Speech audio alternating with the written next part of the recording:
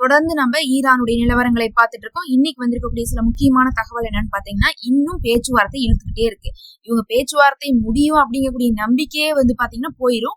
ஏன்னா ஒரு நேரம் பேசும்போது கண்டிப்பா முடிஞ்சிரும் அப்படிங்கிற மாதிரி ஒரு அறிவிப்பு வரும். அப்புறம் பாத்தீங்கன்னா பேசிட்டு போய் இவங்க அடிச்சுட்டு வந்துருவாங்க. இப்ப மறுபடியும் போய் ஈரானை தாக்கிட்டு வந்திருக்காங்க.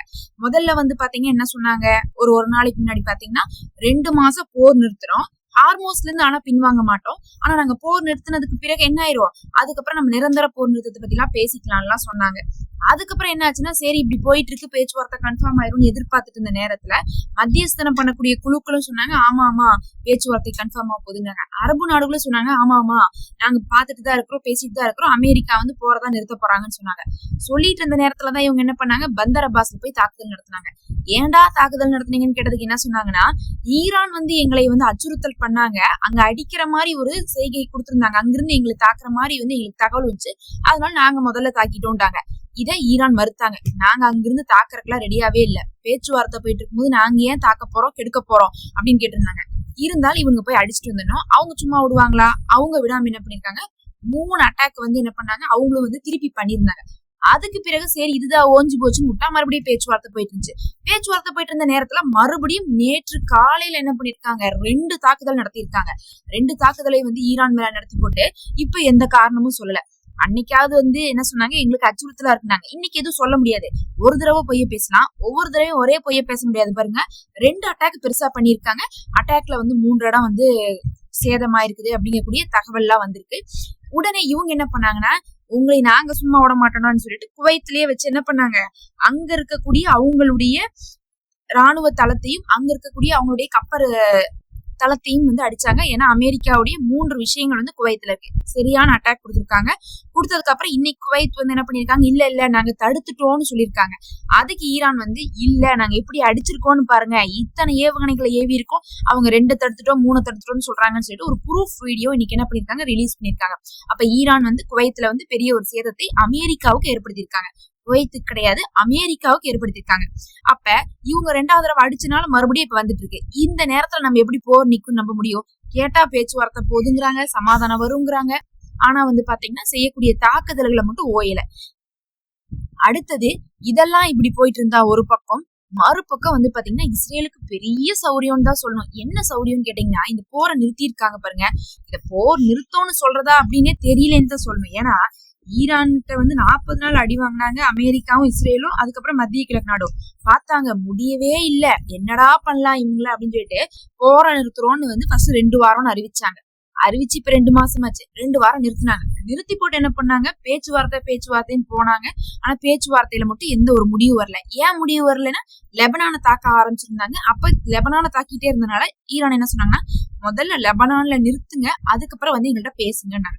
ஆனா இவனுக்கு நிறுத்தாமையே 2 வாரத்தை ஓட்டினாங்க. அதுக்கப்புறம் பார்த்தாங்க சரி 2 வாரம் முடிஞ்சிருச்சு, ஈரான் அடிச்சிருவாங்கன்னு சொல்லிட்டு லெபனான்லயும் நிறுத்துறோம்னு சொல்லிட்டு 2 வாரம் லெபனான்ல நிறுத்துறோம்டாங்க. நிறுத்தினாங்களான்னு கேட்டீங்கன்னா ஒரு மாதிரியா அப்பப்ப அடிச்சுக்கிட்டு பிரச்சனை பண்ணிட்டு தான் இருந்தாங்க.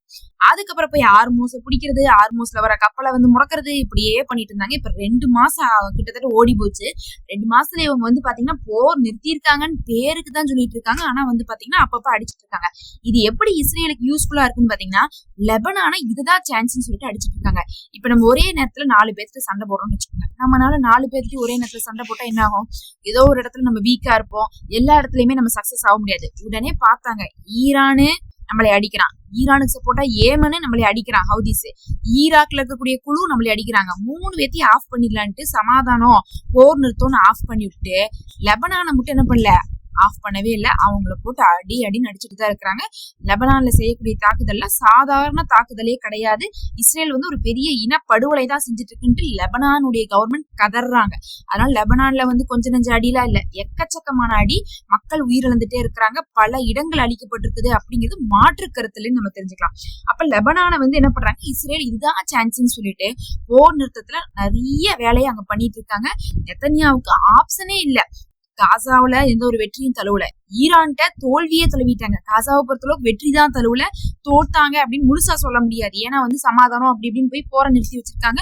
அங்க வந்து பாத்தீங்கன்னா காசால இன்னும் இடங்கள் எல்லாம் அழிக்கப்பட்டிருக்கறனால அதை காமிச்சிடுறாங்க. பாருங்க, ஊரவே நாங்க சுடுகாடாக்கி வச்சிருக்கோம், அப்ப நாங்க தானே ஜெயிச்சோம்னு சொல்லிட்டு ஏமாத்திட்டு இருந்தாங்க. ஆனா ஈரான்ல அதை கூட செய்ய முடியல, இவனுக்கு தான் அடி வாங்கிட்டு வந்திருக்காங்க.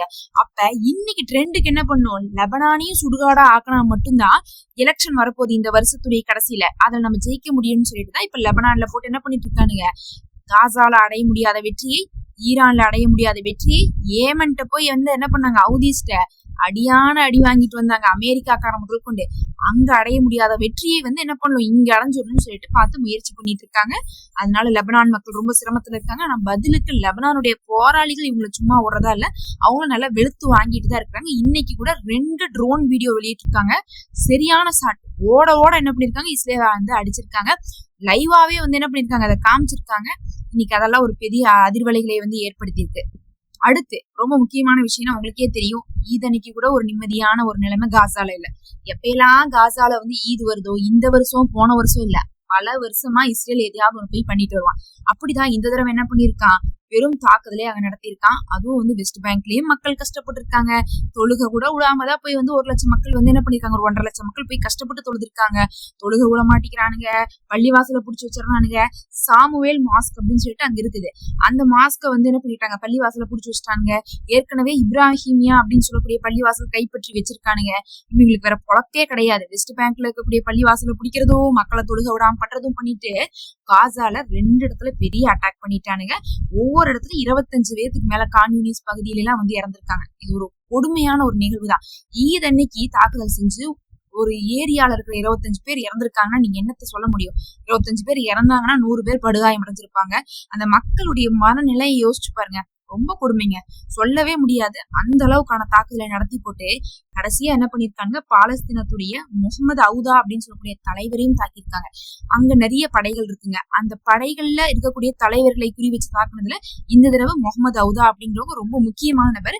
ஐஆர்ஜிசியோட தொடர்பு இருக்கக்கூடிய ஒரு நபர். அங்க இருக்கக்கூடிய தலைவர்கள் எல்லாமே பாத்தீங்கன்னா ஐஆர்ஜிசியோட தொடர்பு இருப்பாங்க. லெபனானுடைய போராளி குழு தலைவர்களும் காசாவுடைய போராளி குழு தலைவர்களும் லெபனான் ஐஆர்ஜிசியோட, ஈரானுடைய ஐஆர்ஜிசியோட தொடர்புல இருக்கக்கூடியவங்களா இருப்பாங்க. அப்படி வந்து தொடர்புல இருக்கும்போது அவங்களுடைய உதவியை இவங்க பெற்றுக்கொண்டிருப்பாங்க. அப்படிப்பட்ட ஒரு நபரை வந்து இன்னைக்கு குறி வச்சு இது பண்ணிருக்காங்க. ஐஆர்ஜிசி வந்து ரொம்ப கண்டனம் தெரிவிச்சிருக்காங்க. யாரை கேட்டா நீங்க இப்படி எல்லாம் பண்ணிட்டு இருக்கீங்க, போர் நிறுத்திட்டேன்னு சொல்லிட்டு நீங்க பண்றதெல்லாம் நியாயமாடா அப்படின்னு தான் கேட்டிருக்காங்க. இதெல்லாம் வந்து உலக நாடுகள்லாம் சகிச்சுக்கிட்டு இந்த முஸ்லீம் நாடுகள்லாம் போயிடுறாங்கன்னு தான் சொல்லணும். இவங்களால ஒண்ணுமே பண்ண முடியாது. இங்க வந்து உலகம் அப்படிங்கிறது அமெரிக்கா, ஒரு பக்கம் இஸ்ரேல் தானா இருக்கு. அவங்க செய்யறதுதான் வந்து பாத்தீங்கன்னா சட்டமா இருந்துட்டு இருக்கு. வேற யாராலையும் ஒண்ணும் பண்ண முடியல. இதன்னைக்கு மக்கள் அங்க 50ல இருந்து 100 பேர் இறந்துட்டாங்க. அதுல வந்து பாத்தீங்கன்னா 300ல இருந்து 400 பேர் ஹாஸ்பிட்டல் அட்மிட் பண்ணிருக்காங்க. கேட்கறதுக்கு நாதி இல்ல. அதுக்கப்புறம் வந்து பாத்தீங்கன்னா பள்ளிவாசல புடிச்சு வைக்கிறாங்க, பேசுறதுக்கு யாருமே இல்ல. இதெல்லாத்தையும் மிஞ்சி போட்டு இந்த பக்கம் வந்தா தலைவர்களையே அடிக்கிறாங்க. போர் நின்னதுக்கு அப்புறம் இதுக்கு தலைவர்களையே அடிக்கிறாங்க அப்படின்னு சொன்னா இது கூட ரூல்ஸ் வயலேஷன் தான். இதை பத்தி சொல்றதுக்கு யாருமே இல்ல.